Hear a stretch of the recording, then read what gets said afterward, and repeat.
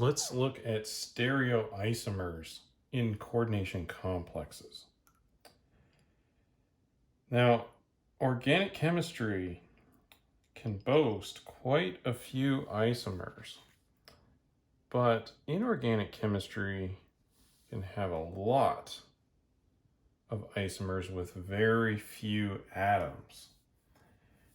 And so let's just start looking at what can happen. We've already explored some cis and trans, Fac and Mer, and some of these other isomers. But what happens when we have a lot more variety of ligands in our complexes? So let's just consider a complex to begin with that has the general formula of the metal at the center, and then we have our ligands. Let's choose 3 ligands to be the same type, and we'll say that's A ligand, and then the other 3 ligands will be different from each other, so B, C, and D.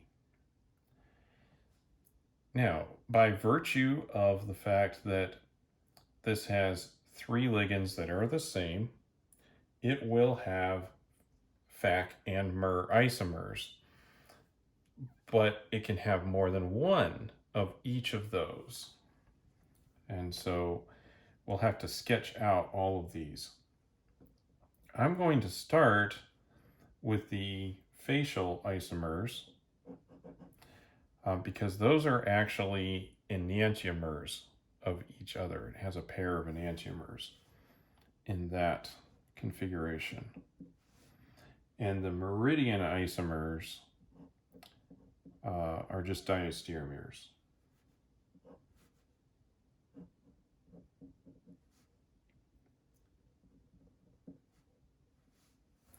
So let's put all of the A's on one face so that we have the facial isomer. And then we'll just arrange the other ligands over here. And then since this is an enantiomer, we can draw the other isomer as its mirror image.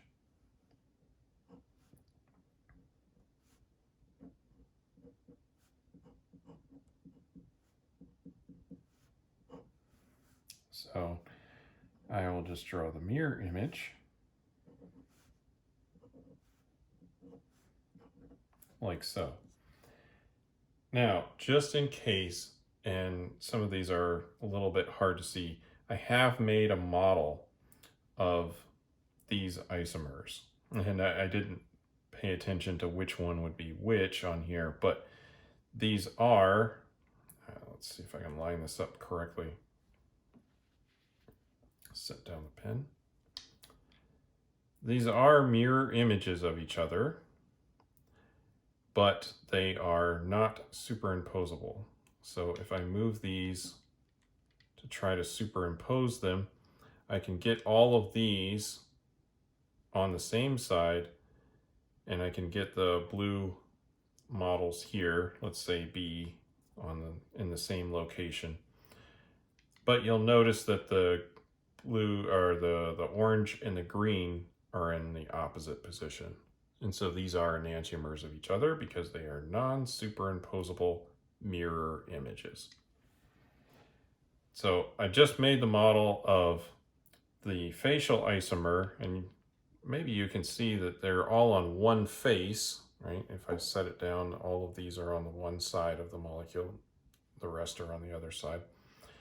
But I made these because they are enantiomers, and it's nice to be able to see a model.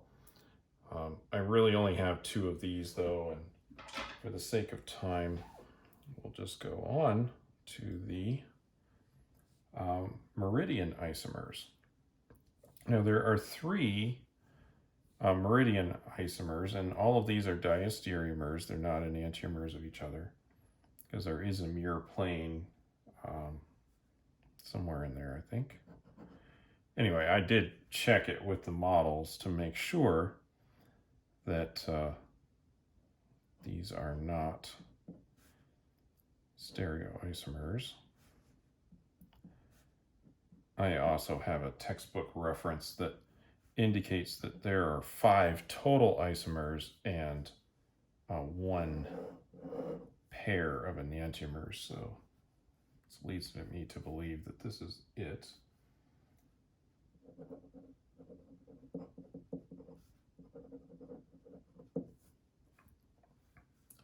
So let's start drawing our meridian isomers. And as we're doing this, I'm going to make sure, just to make it easier to keep track of, to always draw the A's in the same position. And that will make our lives a little easier here. And then we will move around the other ligands. So I'll get those all pre-drawn up here.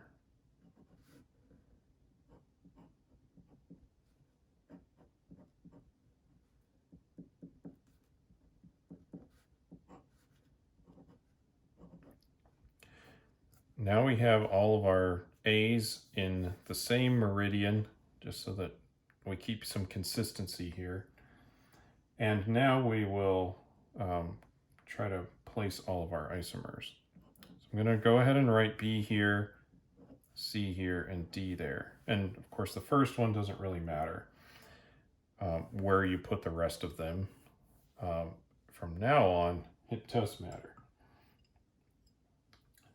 So in this first example, we have B and C trans to each other. D is trans to an A. So we will need to kind of rotate this around. So in this next time, I'll keep B in the same position, and I'll switch C and D. So now B and D are trans to each other. C is trans to one of the A's. And next, we'll need to place B in the trans to an A position. So we'll put B here, and then D and C will be cis and trans to each other. And these are the possible combinations for isomers for this ligand configuration. So there are 5 total isomers with 1 pair of enantiomers. Now, I have another example prepared, and it's going to take a little bit of time to draw out. But let's consider what happens if we have A2, so 2 A's, 2 B's, and then C and D. So there are quite a few isomers in this example.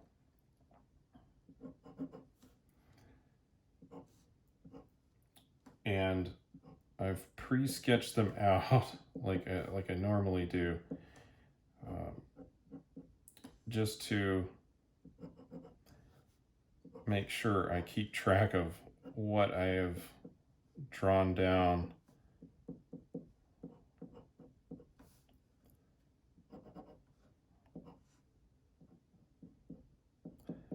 And it turns out that there are 8 different isomers, including 2 pairs of enantiomers.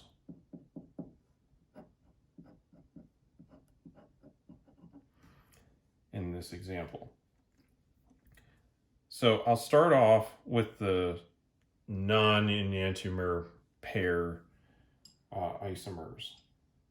And then the next row will be the enantiomers.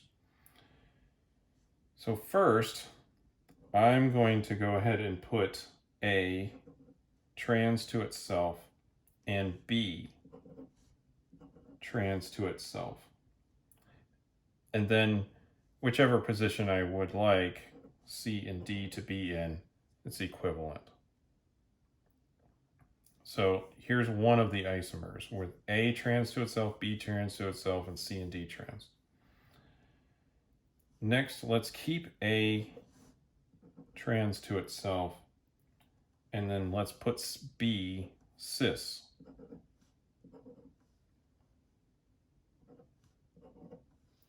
So there's that one.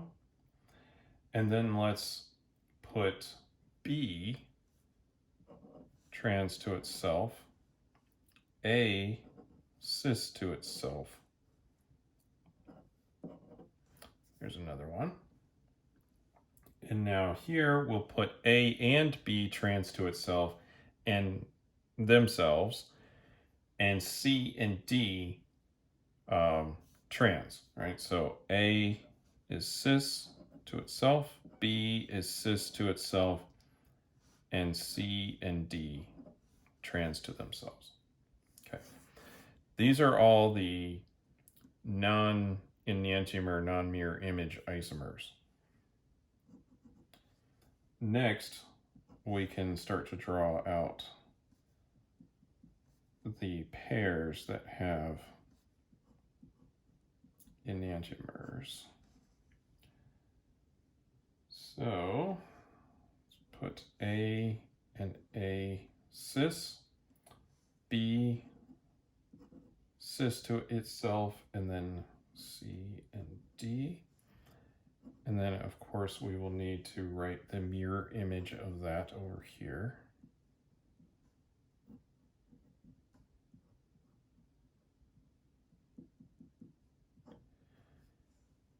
So A is there.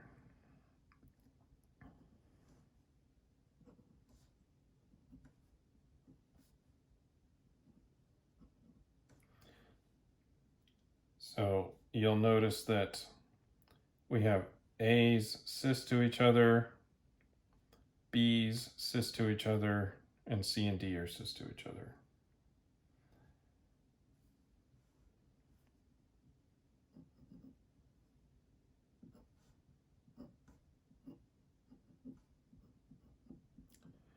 And now we just have two more to draw for this particular situation. So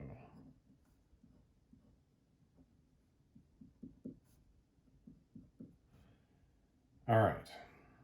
Now I'm going to go ahead and sit A up here again.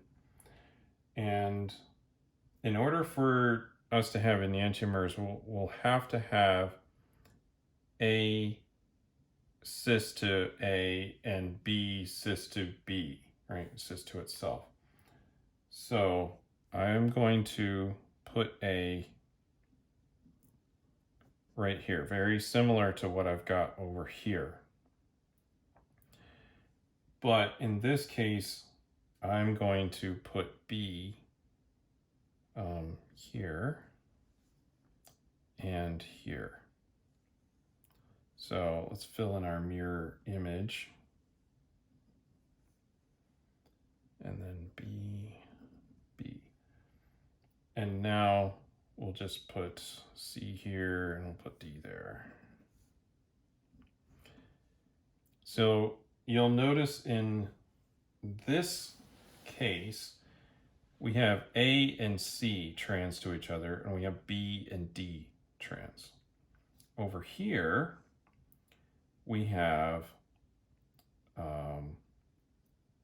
B and D are cis to each other in both cases, and A and C are cis to each other in both cases. Or you could consider it if C was a face, this would be a facial isomer, right? Over here, if A was the same as C, this would be a meridian. That would be a meridian, right? So that can kind of help you see that these are in fact different from each other. So again, these two are enantiomers of each other. Now, this is what I've drawn out, and you can see how there's a lot of different isomers, even with relatively few different atoms. But I'd like to tell you, and not draw it out and everything, but if we had two A ligands and then B, C, D, E, then this would generate 15 isomers.